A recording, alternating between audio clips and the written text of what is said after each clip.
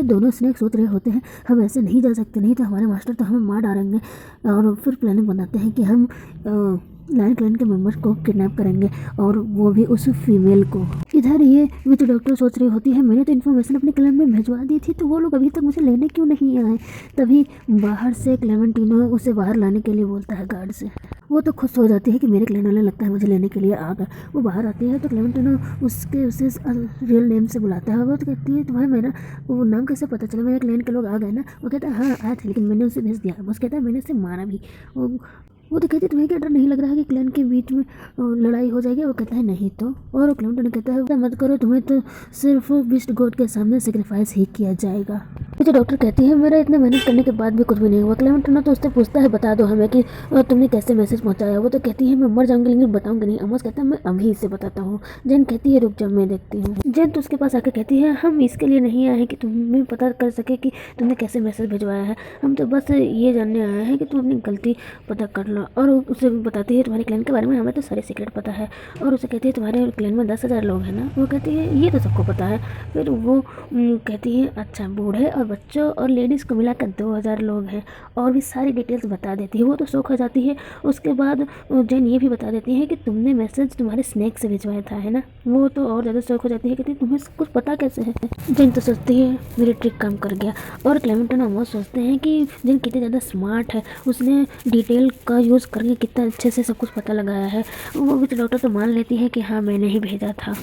जेन विच doctor को trick करके पता लगाने की कोशिश कर रही होती है कि उसने कुछ इन्फॉर्मेशन तो लीक नहीं की थी अपने क्लैन को। तो वो बताती है नहीं वो एक नॉर्मल स्नेक है, कुछ ज़्यादा नहीं बता सकता और वो मुझसे ज़्यादा दूर नहीं रह सकता।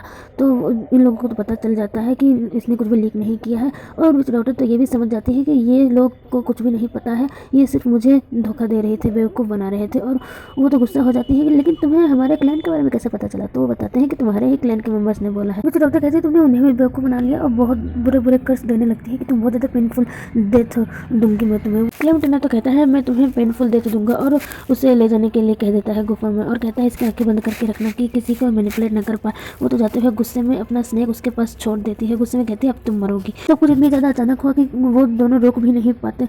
तभी वो सोचती है कि मैं अब मर जाऊंगी। तभी एक छोटा सा क्यूट सा फॉक्स आता है और वो स्नेक को पकड़ लेता है। मोस्ट तो क्लेमेंटिनो दोनों डर गए थे। विच डॉक्टर तो फिर से कहते हैं कि बार बार बचती कैसे रहती है। वो छोटा सा फॉक्स कुछ तो कह रहा था। तो जेन कहती है क्या तुम्हें चाहते हो कि तुम्हारे अच्छे काम के लिए मैं तुम्हें शाबाशी रहते हुए कहते हैं हाँ। वो जेन तो बहुत ही ज़्यादा प्यार से उसे उठाते हुए कहते हैं कि कितना स्मार्ट एंड क्यूट है, मेरी बातों को समझ सकता है। विच डॉक्टर का स्नेक तो जाने लगता है। क्लेमेंटिनो उसे पकड़ता है और हवा में उछाल देता है। विच डॉक्टर तो मना करती रह जाती है उसे मत कुछ करना। और क्लेमेंटिनो तो उसे पीस पीस में काट देता है। वो तो निराश हो जाती है। क्लेमेंटिनो उसे ले जाने के लिए कहता है और उसे कहता है टेंशन मत लो, तुम बहुत ही जल्दी उससे मिलोगी। जेन क्लेमेंटिनो से पूछती है क्या इसकी स्प्लिट उस स्नेक से जुड़ी थी। वो कहता है नहीं वो उसका स्नेक मर गया इसलिए वो अब वो स्नेक लाइन का हिस्सा नहीं रही। अमोस तो कहता है वो तो कल सेक्रीफाइस होने वाली है और सपना भी नहीं दे सकती वापस जाने का। ये दोनों ही बोलने लगते हैं कि अगर ये लिटिल फॉक्स नहीं होता तो तुम्हारी जान भी खतरे में आ जाती थी। क्लेमेंटिनो छोटे से फॉक्स को देख के बताने लगता है कि ये तो स्नो फॉक्स क्लैन का मेंबर है जो कि बहुत ज़्यादा स्पीड पावरफुल और नाइनटेल फॉक्स होते हैं। वो मेंबर होते हैं लेकिन वो ह्यूमन फॉर्म में बदल नहीं सकते और सबसे ज़्यादा तेज होते हैं। क्लेमेंटिनो तो कहता है हमें इसे इसके घर छोड़ देना चाहिए। वो तो जेन से क्यूट फेस बना कर कहने लगता है कि मैं नहीं जाना चाहता।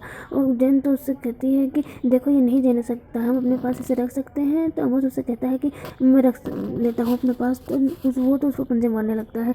और जेन उससे पूछती है तो क्लेमेंटिनो हाँ कर देता है। जेन तो खुश होकर कहती है चलो अब मैं और ब्यूटीफुल लेडी से तुम्हें मिलाऊंगी और उसका नाम वाइट रखती है। जब वो फॉक्स सुनता है कि और लेडी से मिलने वाला है वो तो ठरकियों जैसे फेस बनाने लगता है। अमोस कहता है भी है क्लेमेंटिनो से कि ये मुझे कुछ तो अजीब लगता है और उसकी एक्सप्रेशन को देखता भी है। लेकिन क्लेमेंटिनो उससे कहता है वो तुम ज़्यादा सोच रहे होगे। वो भी मान लेता है। लेकिन जब वो सारी लेडीज़ के साथ खेल रहा होता है तो वो अजीबोगरीब फेसेस बना रहा होता है। अमोस उससे कहता है देखो क्लेमेंटिनो देखो उसकी हरकतें।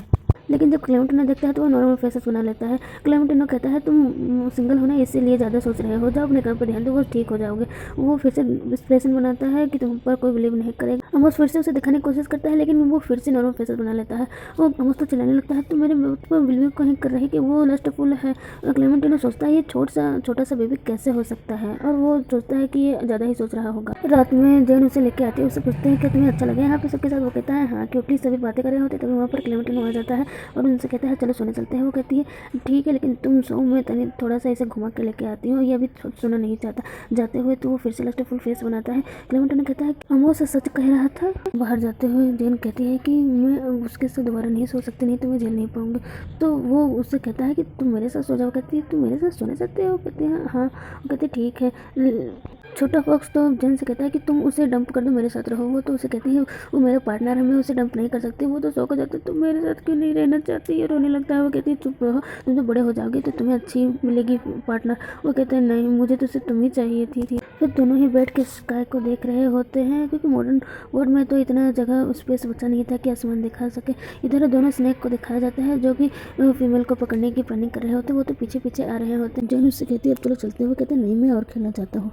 वो तो दोनों ही जाने लगते हैं साथ में, लेकिन तभी फॉक्स उन दोनों स्नेक को पीछे से देख लेता है और फिर नाटक करने लगता है कि मुझे नींद लगी है। तो जॉन समझ जाते हैं और उससे लेके जाने लगते हैं, लेकिन दोनों स्नेक समझ जाते हैं कि ये हमें देख चुकी है और उसके पीछे दौड़ के तुरंत आने लगते हैं। छोटा फॉक्स जॉन के कंधे पर खड़े होकर कहता है कि तुम इसे हट करना चाहते हैं, और अपना 9 टेल फॉक्स का शैडो दिखा देता है। वो तो डर के भाग जाता है। जॉन उससे पूछते क्या हुआ। वो बहुत ही ज़्यादा थका थका लग रहा है अपनी एनर्जी दिखाने के बाद। और जॉन से कहता है मैं बहुत थका हूँ, मुझे नींद आ रही है। वो तो कहते ठीक है साथ में चलो। इधर वो स्नेक भाग के आता है, दूसरे वाले को बताता है मैंने 9 टेल फॉक्स देखा। वो कहता है वो बहुत ज़्यादा पावरफुल है, वो कहीं भी अपेयर नहीं होता, और तुम ऐसा कर रहे हो तो मैं अपने मास्टर को बता दूंगा। वो कहते हैं नहीं मत बताना, और वो फिर से दूसरे को किडनैप करने की प्लानिंग करने लगते हैं। नेक्स्ट डे मॉर्निंग फिर से जैन उसे खिलाते हुए लेके आते हैं और उसे कहते हैं क्या तुम रिकवर होगा। वो कहता है हाँ। तभी क्लेमेंटिनो अंदर से आता है और उसे हाथ में उठा लेता है और उसे गुस्से से कहने लगता है तुमने तो बहुत ज़्यादा मुझे किए होंगे, तुम पूरी रात जैन के साथ चिपके सोए रहे, लेकिन मुझे एक भी मौका नहीं दिया। बड़े ही चालाक हो, मैं तो तुम्हें तुम्हारे क्लैन छोड़ के आऊँगा। वो कहता है तुम हम दोनों के अलग नहीं कर सकते। वो कहते सच में।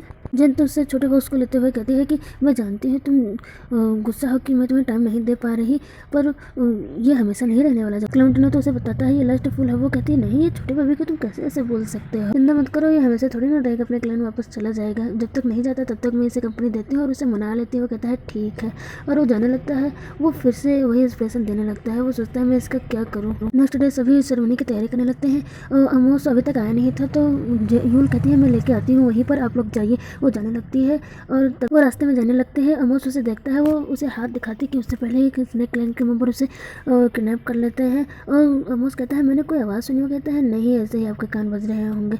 ये तो दिखाया जाता है जो डॉक्टर को बांध दिया गया था वहाँ पर सेक्रीफाइस करने के लिए। छोटा फॉक्स कहता है यहाँ पर तो कुछ इंटरेस्टिंग होने वाला है। वो तो जन कहते हैं ये स्नेक क्लैन के मेंबर पता नहीं क्या प्लानिंग बनाएंगे। तब तक अमोस उस गद्दार को लेकर आ जाता है और उसको भी साथ में बांध दिया जाता है। तो गद्दार तो डॉक्टर पर चिल्लाने लगता है ये सब तुम्हारी वजह से हुआ है। वो तो कहते हैं तुम बेवकूफ़ मान लेते मेरी बात को तो कुछ भी होता ही नहीं। वो दोनों ही लड़ाई करने लगते हैं। अमोस कहता है ये बहुत जल्दी नहीं है मरने के लिए इनको। और जैन तो यूल के बारे में पूछती है। क्लेमेंटिनो कहता है हाँ अमोस, मेरे क्लैन के मेंबर गई थी तुम्हें लेने के लिए। वो कहता है मैंने तो किसी को नहीं देखा। क्लेमेंटिनो कहता है मैंने भेजा तो था उसे, क्या हुआ उसके साथ अगले पार्ट में देखेंगे।